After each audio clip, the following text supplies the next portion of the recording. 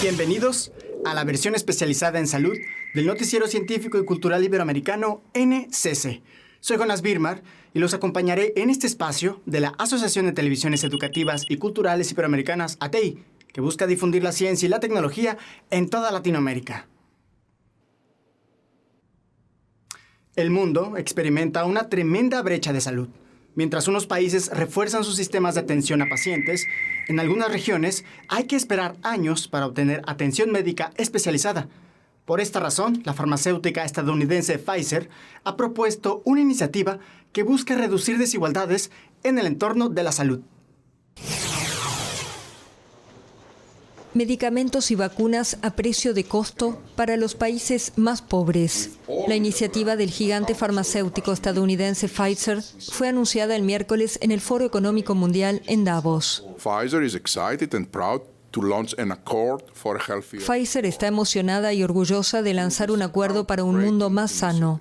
A través de esta iniciativa innovadora, Pfizer proporcionará sin ánimo de lucro todos sus medicamentos y vacunas patentados disponibles en Estados Unidos o la Unión Europea a 1.200 millones de personas que viven en 45 países de renta baja.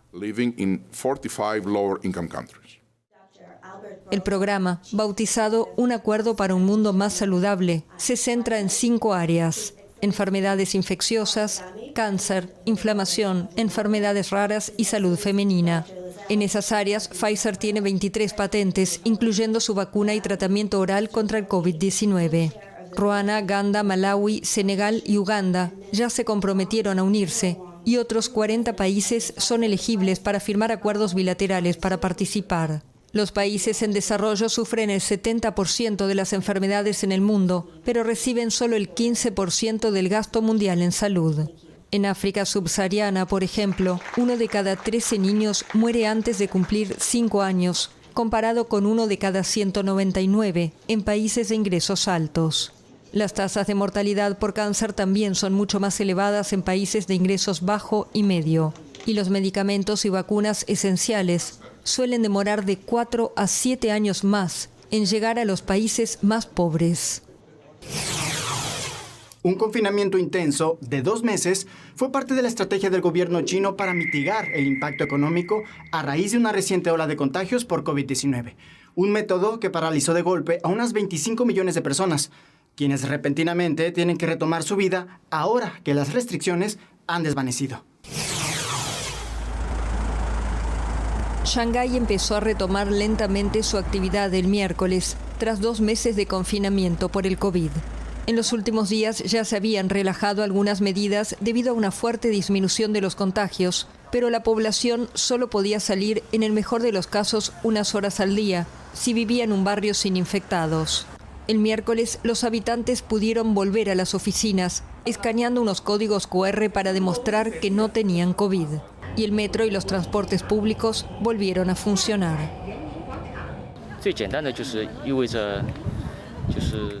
Significa que puedo volver a una vida normal y visitar familia y amigos. Creo que eso es lo mejor para la gente común. No puedo pensar en otra cosa.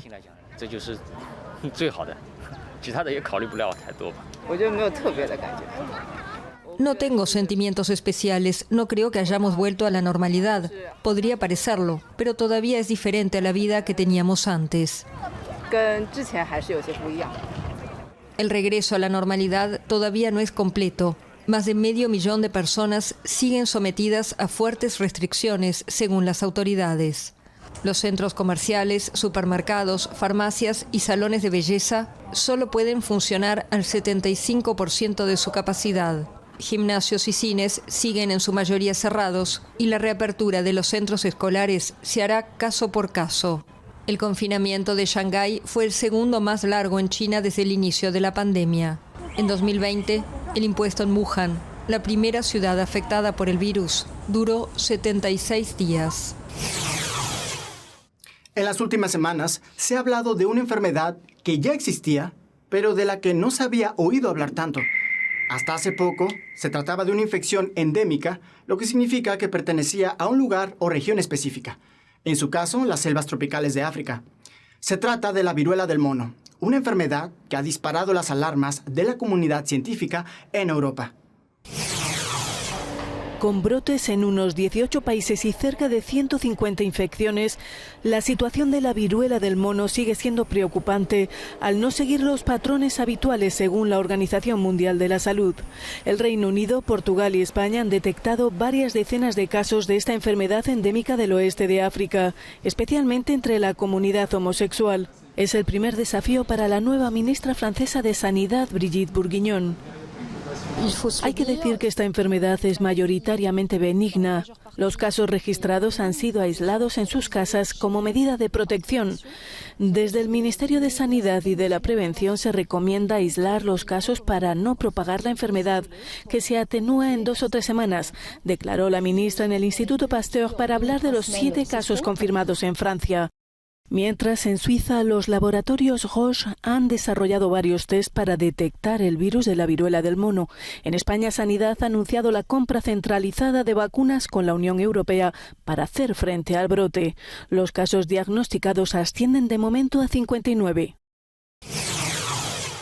La viruela del mono es una enfermedad zoonótica viral y se transmite de animales a humanos. Una infección que ha llamado sorpresivamente la atención del mundo y que es llamada así porque fue detectada en un grupo de simios que se encontraban en un laboratorio en 1958. Pero ¿cómo funciona una vacunación contra este virus? ¿O quiénes podrían ser candidatos a este inmunizante? A continuación, más detalles al respecto.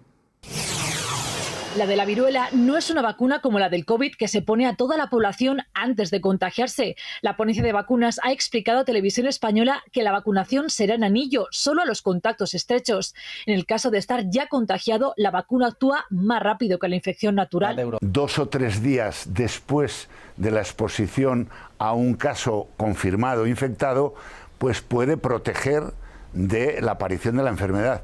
Frenando así la transmisión, explica que no sería necesaria para los que recibieron la vacuna de la viruela clásica de niños. Hemos estado con el doctor que detectó los primeros casos en Madrid. Lo peor de este brote, dice, es posible que ya haya pasado. Pienso que está escampando, pero no sabemos qué va a ocurrir en las próximas semanas, porque podría haber mucha gente que está en la fase de incubación de la enfermedad. Y hay muchas incógnitas. La primera relacionada con la forma de transmisión mayoritaria de este brote, la sexual, que antes no se había producido. Pueda facilitar la adaptación a transmitirse entre humanos. El primer estudio del tema que publica The Lancet con 7 pacientes señala que 5 seguían dando positivo entre 22 y 39 días después, cuando son 21 días los estipulados de aislamiento. En principio, a esas alturas ya la respuesta inmune ha debido ponerse en marcha y a pesar de eso parece que sigue habiendo replicación del virus. Lo que no sabemos es si esa replicación es suficiente como para que sean contagiantes. Como pasó con el COVID, volvemos a aprender sobre un virus mientras intentamos hacernos con él. Según datos de la Organización Mundial de la Salud, el tabaco provoca 8 millones de muertes al año. Esto sin mencionar las miles de personas que sin querer consumen el humo de segunda mano, lo que convierte al tabaquismo en un problema de salud pública.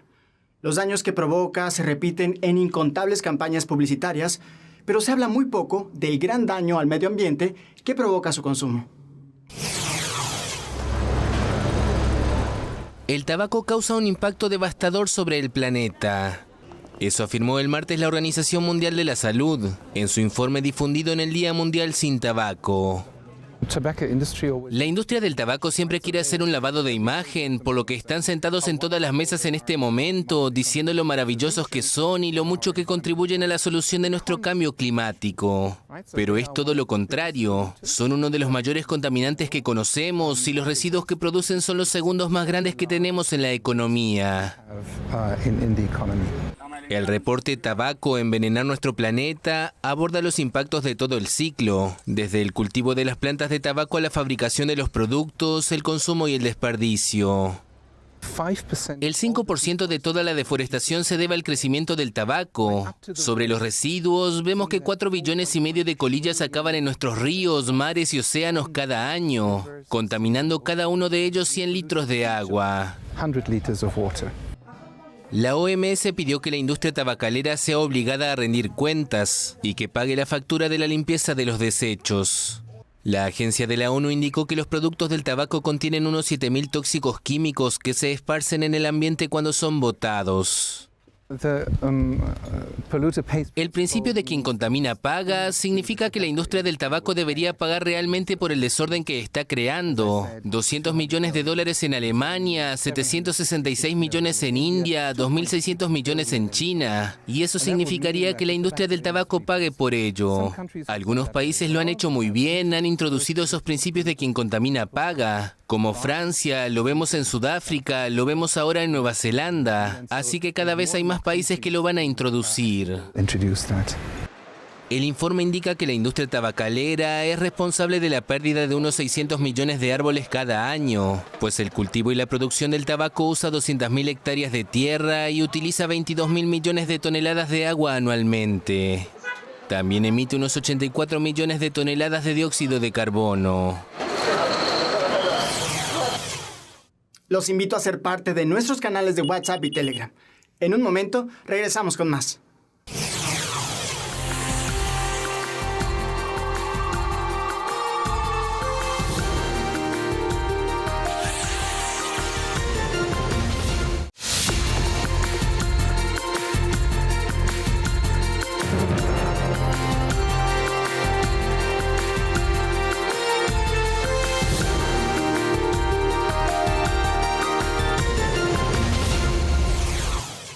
La esperanza de vida en el mundo tuvo un crecimiento importante durante el siglo XX, gracias a que se mejoró la atención sanitaria y que la medicina pudo desarrollarse de mejor manera.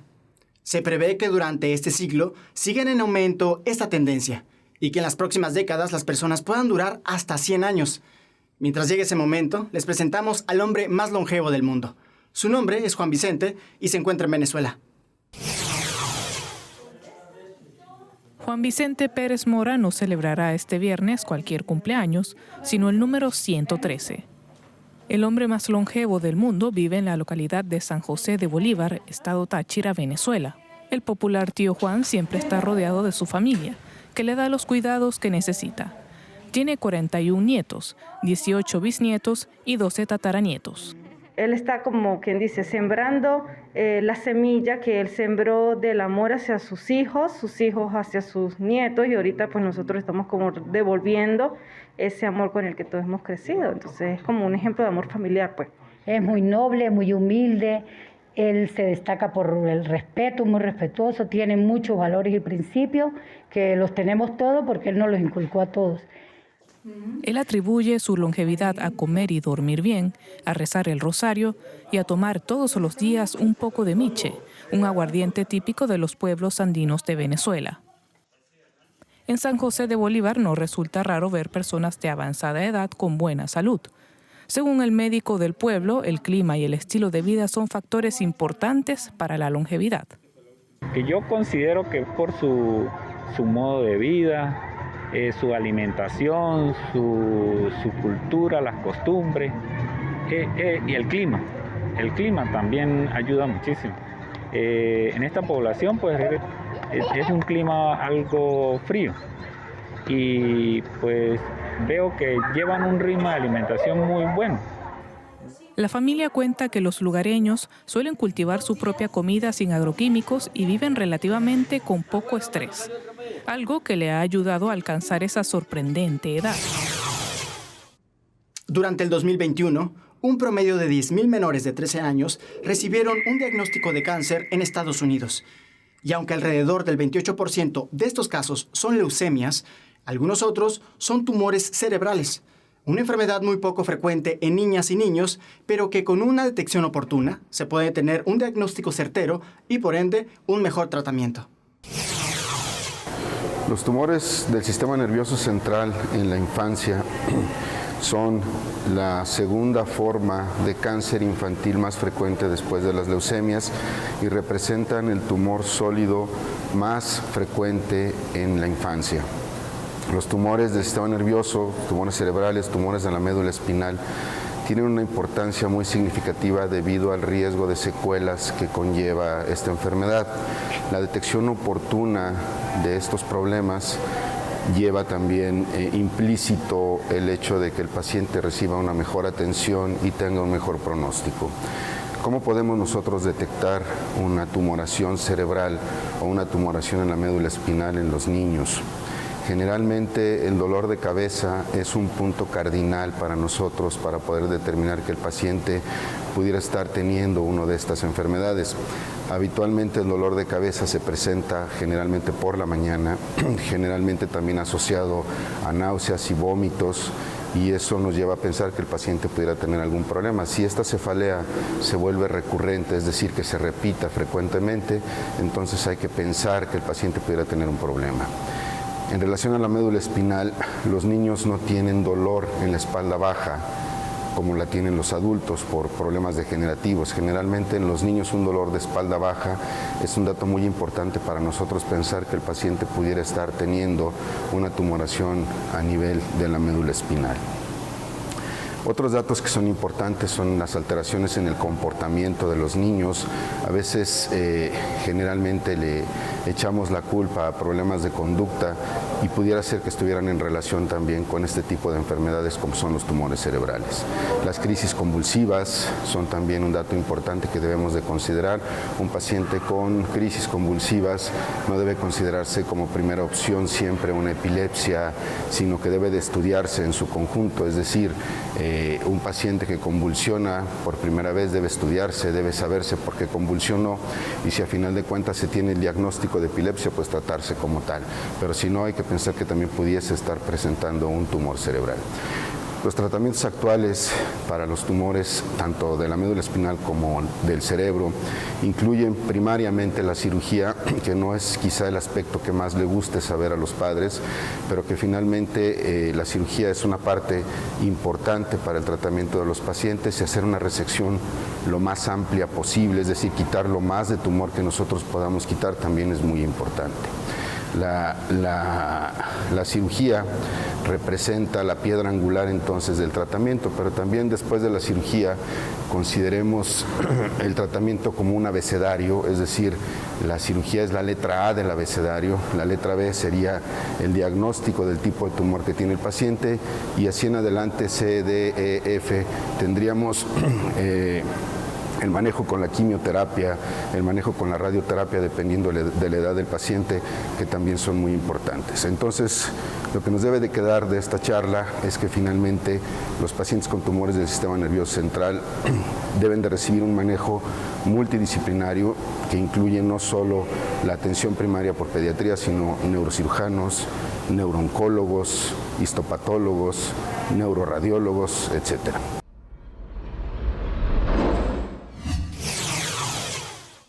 El término Big Data se usa para referirse a la gran cantidad de datos complejos y veloces que de pronto resultan difíciles de procesar por medios convencionales. En temas de salud, una base de datos con nuestro historial clínico ayudaría a anticipar enfermedades u obtener una atención médica precisa y eficaz, por lo que es importante saber de qué manera funcionan y qué tan seguros son los datos sanitarios. Cuando hablamos de datos sanitarios pensamos en seguridad porque se trata de datos sensibles. Cuando los datos circulan dentro de un ordenador, cuando se digitalizan hay un riesgo, no existe el riesgo cero. La única respuesta a esto es tener una regulación que sea eficiente, que permita un acceso fluido a los datos y que sea extremadamente segura. En la práctica, ¿cómo funciona el centro de datos sanitarios? Hay varios sistemas en marcha.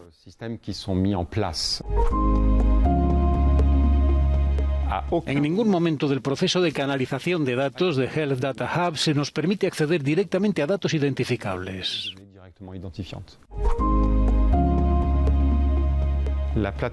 Dentro de la plataforma que hemos construido, cuyas máquinas están en Francia para cumplir las normas europeas, los datos están encriptados. Esto significa que son como las contraseñas encriptadas en Internet. Es lo mismo, pero obviamente con niveles de encriptación extremadamente altos. Abrimos burbujas seguras para cada proyecto de investigación que opera en nuestra plataforma. Estas burbujas están totalmente selladas unas de otras, son totalmente independientes. Y los investigadores solo tienen acceso a los datos seudónimos que necesitan. Obviamente, no hay forma de sacar los datos de esta burbuja y existe una prohibición penal de intentar reidentificar a las personas. Las cardiopatías congénitas son esos defectos que pueden desarrollarse en el corazón de un bebé cuando se encuentra en gestación. Se trata de problemas recurrentes durante el embarazo que no están ligados a ninguna causa en particular, pero que podrían tener graves consecuencias durante la vida de una persona. Estas afecciones en el corazón pueden ser variadas, pero en lo particular hablaremos de la comunicación interventricular. ¿Qué es la comunicación interventricular? Se trata de la cardiopatía con mayor incidencia en el mundo. Dentro del corazón existen dos cavidades inferiores, el ventrículo izquierdo y el ventrículo derecho, separados por una pared conocida como tabique interventricular. Una comunicación interventricular ocurre cuando hay una abertura u orificio anormal en el tabique interventricular. Dicha cardiopatía es un defecto congénito, por lo que está presente al nacer y ocurre dentro de las primeras 8 semanas de embarazo. Normalmente, la sangre pobre en oxígeno fluye desde el cuerpo hacia la aurícula derecha y pasa por el ventrículo derecho para ser bombeada hacia los pulmones y recibir oxígeno. Una vez rica en oxígeno, la sangre se dirige a la aurícula izquierda desde los pulmones, pasa por el ventrículo izquierdo y se bombea al resto del cuerpo a través de la aorta. La comunicación interventricular ocasiona que la sangre rica en oxígeno pase del ventrículo izquierdo al derecho a través de la abertura del tabique interventricular y se mezcle con la sangre pobre en oxígeno del ventrículo derecho. ¿Cuáles son las causas? Algunas veces existe cierta predisposición genética, sin embargo, no existe una causa concreta.